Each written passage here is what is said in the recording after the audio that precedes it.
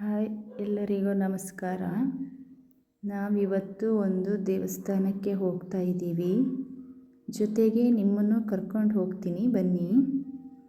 ನೋಡಿ, ಇದೇ ದೇವಸ್ಥಾನ. ಕಲ್ಕುಟ್ಕ ದೇವರು ನೆಲೆಸಿರುವಂತಹ ಪುಣ್ಯಕ್ಷೇತ್ರ ಇದು. ಇಲ್ಲಿ ಕಲ್ಕುಟ್ಕ ದೇವರು ಮಾತ್ರ ಅಲ್ಲದೆ ಅನೇಕ ದೇವರುಗಳು ಸಹ ಇದ್ದಾರೆ ಇಲ್ಲಿ. ನಿಮಗೆ ಈ ದೇವಸ್ಥಾನನ ಪರಿಚಯ ಮಾಡಿಸ್ಕೊಡ್ಬೇಕು ಅಂತ ಅನ್ನಿಸ್ತು. ದೇವಸ್ಥಾನನ ನೋಡೋಣ ಬನ್ನಿ. ನೋಡಿ, ಇದೇ ಕಲ್ಕುಟ್ಕ ದೇವರು ನೆಲೆಸಿರುವಂತಹ ದೇವಸ್ಥಾನ ತುಂಬ ಚಿಕ್ಕದು, ಆಡಂಬರವಾಗಿ ಏನೂ ಇಲ್ಲ ಇಲ್ಲಿ. ಆದರೆ ತುಂಬ ಶಕ್ತಿಯುತವಾದ ದೇವರು. ನಂಬಿದಂಥ ಭಕ್ತರನ್ನ ಯಾವತ್ತೂ ಕೈ ಬಿಡೋದಿಲ್ಲ. ಇದೇ ಕಲ್ಕುಟ್ಕ ದೇವರು. ಹಾಗೆಯೇ ಇಲ್ಲಿ ಪ್ರತಿ ಮಂಗಳವಾರ ದರ್ಶನ ಇರುತ್ತೆ. ತುಂಬ ಜನ ಭಕ್ತರು ಬರ್ತಾರೆ. ಇವತ್ತು ಸ್ವಲ್ಪ ಕಡಿಮೆ ಇದ್ದಾರೆ ಜನ. ಯಾಕೆ ಅಂದರೆ ಇವತ್ತು ಎಕ್ಸ್ಟ್ರಾ ಹೇಳಿಕೆ ಅಂತ ಹೇಳಿನೂ ಇರುತ್ತೆ ಇಲ್ಲಿ. ಸಮಸ್ಯೆಗಳು ತುಂಬ ದೊಡ್ಡದಿರುವಾಗ ಬಗೆಹರಿಸೋಕೆ ಆಗಲ್ಲ ಅನ್ನೋ ಇದರಲ್ಲಿ ಎಕ್ಸ್ಟ್ರಾ ಹೇಳಿಕೆ ಅಂತ ಹೇಳಿ ಇಟ್ಕೊಡ್ತಾರೆ. ಹಾಗಾಗಿ ಜನ ಸ್ವಲ್ಪ ಕಡಿಮೆ ಇದ್ದಾರೆ ಇವತ್ತು. ನೋಡಿ, ಇಲ್ಲಿ ಪ್ರಸಾದದ ರೂಪದಲ್ಲಿ ಅವಲಕ್ಕಿ ಅಂತ ಹೇಳಿ ದೇವರಿಗೆ ನೈವೇದ್ಯ ಮಾಡಿ ಎಲ್ಲ ಭಕ್ತರಿಗೂ ಕೊಡ್ತಾರೆ. ಬಂದಿರುವಂತಹ ಪ್ರತಿಯೊಬ್ಬ ಭಕ್ತರಿಗೂ ಅವಲಕ್ಕಿ ಪ್ರಸಾದದ ರೂಪದಲ್ಲಿ ಇರುತ್ತೆ. ಮತ್ತು ಇಲ್ಲಿ ಶ್ರೀ ದುರ್ಗಾ, ನಾಗಯಕ್ಷೆ, ಚೌಡಮ್ಮ, ಸ್ಮಶಾನಭೂತ, ಹೀಗೆ ಇತರೆ ದೇವತೆಗಳು ಸಹ ಇಲ್ಲಿ ನೆಲೆಸಿದ್ದಾರೆ. ಇಲ್ಲಿ ಯಾವುದೇ ತರಹದ ಚೀಟಿ, ಸಾಲು ಆ ಥರ ಏನೂ ಇಲ್ಲ. ಇಲ್ಲಿ ದೇವರೇ ತನಗೆ ಇಷ್ಟವಾದ ಭಕ್ತರ ಮೇಲೆ ಹೂವನ್ನು ಹಾಕುತ್ತೆ. ಆ ಹೂವು ಯಾರ ಮಡ್ಲಿಗೆ ಬಂದು ಬೀಳುತ್ತೋ ಅವರು ಹೋಗಿಬಿಟ್ಟು ದೇವರ ಎದುರು ನಮ್ಮ ಕಷ್ಟಗಳನ್ನು ಹೇಳಿಕೊಂಡು ಪರಿಹಾರನ ಪಡಿಬಹುದು. ಇಲ್ಲಿ ಯಾವುದೇ ದುಡ್ಡಿಗೆ ಚೀಟಿ ಬರೆದು ಕೊಡೋದು ಆ ಥರ ಏನೂ ಇರಲ್ಲ. ಇಲ್ಲಿ 1 ರೂಪಾಯಿ ಸಹ ಖರ್ಚು ಅಂತ ಹೇಳಿ ಇರಲ್ಲ ಇಲ್ಲಿ.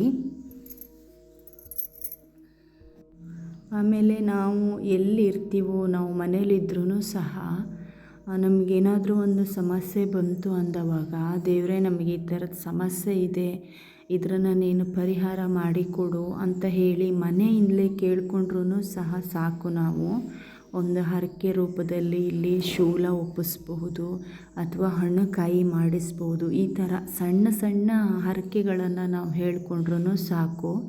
ನಮ್ಮ ಎಲ್ಲ ಕಷ್ಟಗಳು ಮಂಜಿನ ಥರ ಕರಗಿ ಹೋಗ್ತವೆ. ಆಮೇಲೆ ಈ ದೇವಸ್ಥಾನ ಇರೋ ಊರು ಬಂದುಬಿಟ್ಟು ಸಾಗರ ತಾಲೂಕು, ಆಲ್ಗೇರಿ ಮಂಡ್ರಿ ಅಂತ ಹೇಳಿ ಅಲ್ಲಿ ಇದೆ.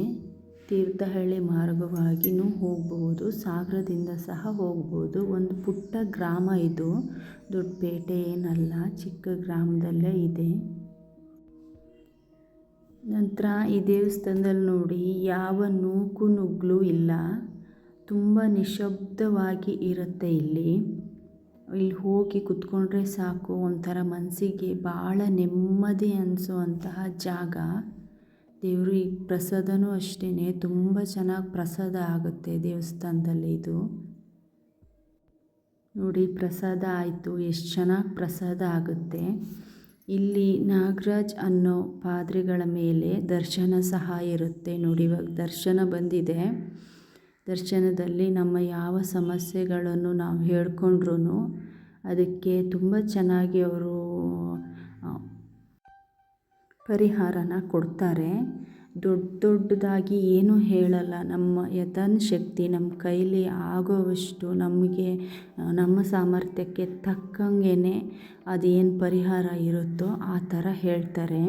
ತುಂಬ ಚೆನ್ನಾಗಿದೆ ದೇವಸ್ಥಾನ. ಕಷ್ಟ ಅಂತ ಹೇಳಿ ಹೋದವ್ರನ್ನ ಯಾರನ್ನೂ ನಿರಾಶೆ ಮಾಡಿ ಕಳಿಸಲ್ಲ. ಎಷ್ಟೇ ಜನ ಇದ್ದರೂ ಸಹ ಅವರಿಗೊಂದು ಪರಿಹಾರ ಅನ್ನೋದು ಈ ದೇವಸ್ಥಾನದಲ್ಲಿ ಸಿಕ್ಕೇ ಸಿಗತ್ತೆ. ಪ್ರತಿ ಮಂಗಳವಾರ ಬೆಳಿಗ್ಗೆಯಿಂದ ಸಂಜೆವರೆಗೂ ದರ್ಶನ ಇರುತ್ತೆ. ಪ್ರತಿ ಮಂಗಳವಾರ ಯಾರು ಬೇಕಾದ್ರೂ ಹೋಗಿ ಎಷ್ಟೊತ್ತಿಗೆ ಬೇಕಿದ್ರೂ ದೇವ್ರ ಹತ್ರ ಪ್ರಶ್ನೆ ಮಾಡಿ ಕೇಳಿಸ್ಕೋಬಹುದು. ಆಮೇಲೆ ನಮ್ಮ ಸಮಸ್ಯೆಗಳು ತುಂಬ ದೊಡ್ಡದಾಗಿದೆ, ಇಷ್ಟರ ಹೇಳಿಕೆ ಅಂತ ಇರುತ್ತೆ ಅಷ್ಟೇ.